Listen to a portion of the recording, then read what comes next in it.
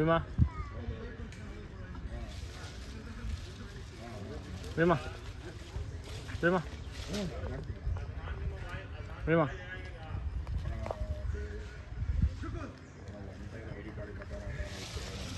Bima high Bima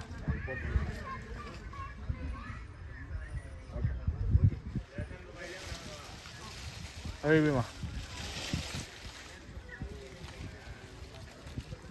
ಓಕೆನಾ okay ಅಣ್ಣ ಹೇಳಿ ಅಣ್ಣ